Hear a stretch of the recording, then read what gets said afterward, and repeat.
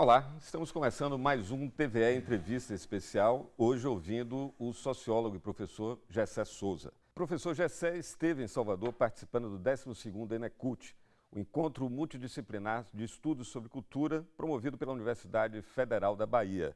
Ele é atualmente professor de Ciência Política da Universidade Federal Fluminense, autor e organizador de 22 livros, inclusive o seu mais recente, que a gente está com dificuldade para encontrar nas livrarias, mas nas melhores livrarias online você pode achar A Radiografia do Golpe.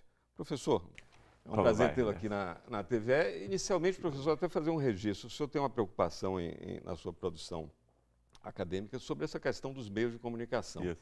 E nós estamos começando aqui, não podia deixar de fazer esse registro, uma entrevista com 1 hora de duração com um sociólogo para tratar de um tema que para algumas pessoas pode parecer até árido, a gente vai ver aqui que não é. Isso só pode acontecer porque nós estamos numa emissora pública de televisão, não é isso, professor? Exatamente. Eu acho que esse ponto que você levanta, ele é fundamental, Ernesto, porque é uma pena que a gente não tenha isso sempre, mais vezes, né?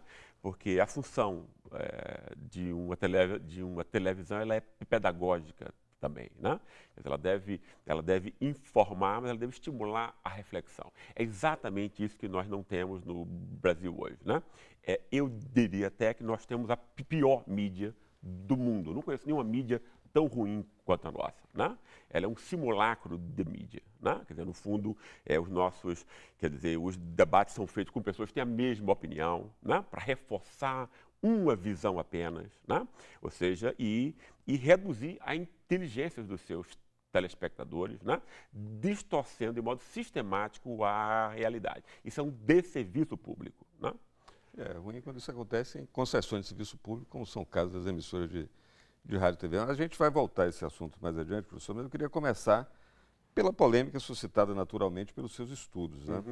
O senhor se refere ao que chama de vacas sagradas das ciências sociais brasileiras, né? Que são absorvidas, inclusive, pelos formuladores da chamada esquerda. O senhor bate de frente com Gilberto Freire, sua obra clássica, Casa Grande e Senzala, o Sérgio Buarque de Holanda e o Raimundo Faoro, que são pilares, segundo o senhor, do pensamento conservador brasileiro. E o senhor diz também que as bases em que estão fundadas as ciências sociais brasileiras são muito frágeis, né? Onde é que está essa crítica que me parece tão demolidora até, se me permite o adjetivo?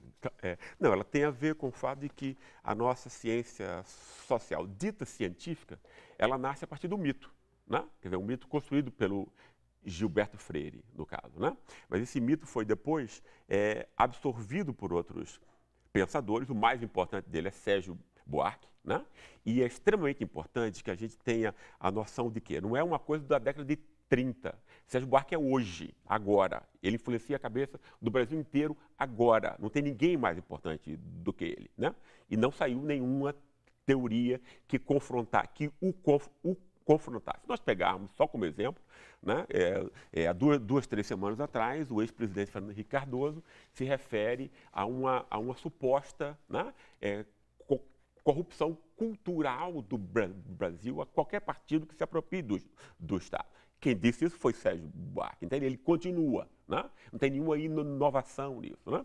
O que o procurador Dallagnol expôs como o Brasil sendo corrupto e os Estados Unidos não e tal. Isso é Sérgio Buarque. Isso é Sérgio Buarque, depois Raimundo Fauro, depois o próprio Fernando Henrique Cardoso, depois Roberto da Mata, né? Esse tema do jeitinho, etc. Né? Isso é extremamente frágil, né? Isso foi montado por Freire para criar uma espécie de solidariedade interna entre os brasileiros, ou seja, sem compromisso com a verdade. A ciência tem compromisso com a verdade, né? O mito tem um compromisso com o interesse pragmático de produzir solidariedade interna, né? Agora, o nosso pensamento científico foi construído com base em uma necessidade utilitária, né? Ou seja, distorcendo, mentindo, né? E servindo aos interesses mais mesquinhos econômicos e políticos, né? Entende? Por quê? No fundo, quando você diz que você vem de Portugal e é alguém emotivo, sentimental, ou seja, que divide o mundo entre amigos e inimigos, e por conta disso você nunca vai ser produtivo, como o americano nem nunca vai ser democrático, você está assumindo o quê? Uma identidade de vira-lata, né? Nós somos um país meio que animal, de pessoas, quer dizer, por conta das emoções, o sexo, etc, etc. etc., né? Enquanto os outros seriam o espírito, né? E que nós somos inconfiáveis, né? Ou seja, você cria um detalhe que todo brasileiro acha, né? Que é inconfiável e que o americano, pasme, né? Entende? É confiável, incorruptível, etc, etc. Apesar de ter o maior esquema de corrupção legal do mundo, né? Ou seja, então são interpretações do mundo que nos amesquinham, né? E nos tornam uma presa perfeita para toda forma de menosprezo, né? E para toda forma de quê? Porque essa corrupção do homem em geral, do homem cordial, no caso do Sérgio Buarque, ela tem uma espécie de amálgama institucional no Estado. Então é como se toda corrupção fosse estatal. Isso tem uma mentira grande aí no caso, né? Quer dizer, até 2 ou 3 anos atrás, só podia ser condenado por crime de corrupção o funcionário do Estado. É uma piada isso, né? Enquanto isso serve para quê, no fundo, essa mentira, né? Ela serve para que se torne invisível, para que se perceba o Estado seletivamente, como sempre foi entre nós, só os partidos de esquerda, né? No caso de Getúlio Vargas, no caso de Lula e Dilma agora, de Jango, etc. Então você usa esse esquema, que já está na cabeça das pessoas, foi ensinado em todas as escolas e todas as universidades, foi vulgarizado por toda a mídia, etc, etc. Então o brasileiro se pensa assim, né? Aí o brasileiro se pensa de um modo que o cega, no fundo, né? Com relação à real corrupção que existe, e ela é sempre no mercado, por exemplo, a dívida pública agora, né? Ou seja, nós estamos... Quer dizer, veja a situação como ela é absurda, né? E ela implica uma espécie de colonização do espírito para que essa elite, né, assalte o nosso bolso. Me permita fazer uma interrupção. Claro. Isso acontece na década de 30. Isso acontece na década a ascensão de 30. de Getúlio, Estado Novo em seguida. Getúlio foi um cara que usou com muita habilidade a propaganda e o rádio especificamente. Exato. Talvez isso não tenha sido estudado, mas há alguma conexão entre os planos de poder de Getúlio, o desejo dele de industrializar, refundar o Estado brasileiro e essa construção teórica? Não. Eu acho que é exatamente o contrário. A elite paulistana, no fundo, que cria a USP, né, para criar um pensamento liberal, conservador, oposto ao estatismo, né, é que constrói, por exemplo, em Sérgio Buarque, vai ser a grande expressão disso. Né? É isso, quer dizer, desse tipo de conhecimento. Né, que vai implicar o quê? Que vai implicar uma demonização do Estado. Por que se demoniza o Estado? Porque o Estado é o único elemento que pode ainda fazer frente ao mercado. Né? Ou seja, para superar as desigualdades que o mercado monta e constrói. Né? Então, se você demoniza o Estado, como está acontecendo agora, você pode vender a Petrobras a preço de banana. É isso, é para isso que serve. Como aconteceu com as privatizações. Né? Exatamente isso. Né? Entende? Quer dizer, isso tudo é o quê? É nos fazer de tolos, no fundo, é o povo inteiro, né? Para assaltar o bolso. Né? E assaltar o bolso do pobre. Não, porque quem paga imposto entre nós é o pobre. Mais da metade do orçamento é pago por pessoas que ganham até 3 salários mínimos. Né? E o que está em jogo nessa PEC agora, né, é de como retirar esse dinheiro que os pobres pagam, né, para botar no bolso dos ricos que não pagam imposto. Por conta disso, o Estado tem que pedir emprestado a ele via dívida pública, né? E uma dívida pública que a gente não sabe de onde vem. Normalmente é 1000 negociatas aí no meio, né? Todos os especialistas que estudam dívidas públicas em diversos países, né? É o antro da corrupção, no fundo, né? E aí fica invisibilizado, né? E além disso tem as taxas de juros extorsivas mais altas do planeta aqui, né, para que esse dinheiro de todas as classes vá para o bolso dessas 10 mil famílias que mandam no país. Né? E a teoria científica que nós temos, né, ela está montada para quê? Para demonizar o Estado e para divinizar o mercado.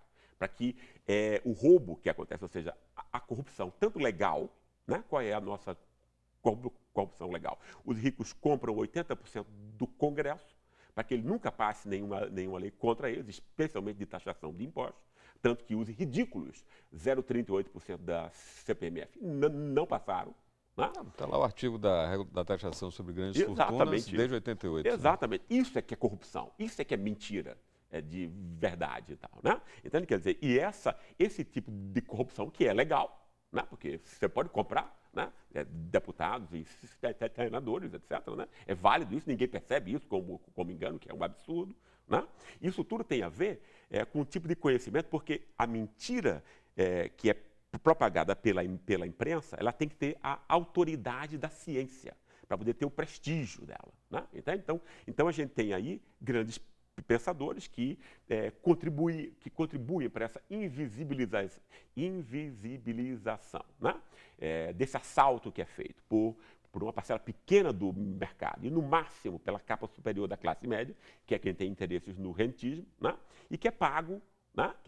Por todas as outras classes, especialmente os mais pobres, que agora, apesar de pagar essa conta, vão ficar sem saúde, sem educação. Né? Para quê? Para garantir, né, o pagamento de juros para essas 10 mil famílias. Entende? Quer dizer, e a nossa teoria social, né, ela legitima isso. Né? Quando ela diz que só o Estado é corrupto, etc. Né? Quer dizer, você monta todo um esquema onde as lutas sociais desaparecem. Né? Você diz que o brasileiro pensa de um mesmo modo, é um homem cordial, etc. Né? Enquanto as classes sociais, no fundo, constroem seres humanos com capacidades muito distintas entre si. Né? Então é uma grande enganação. Né?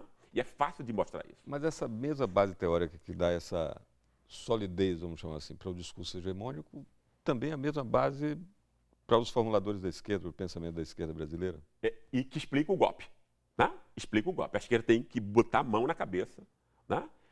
Depois de ter sido enganada várias vezes. Né? Então, como é que a esquerda pensa a sociedade? Ela pensa como o liberal pensa. Né? Ela pensa como o mercado. Só que a esquerda pensa no mercado ampliado, um mercado para mais gente. Né? Mas a esquerda não fez nenhuma reflexão sobre como funciona o Estado. Né? Então, que foi extremamente importante aqui. Né? Porque, no fundo, ela alimentou uma espécie de corporativismo mesquinho do aparato jurídico policial que deu no que deu agora. Né?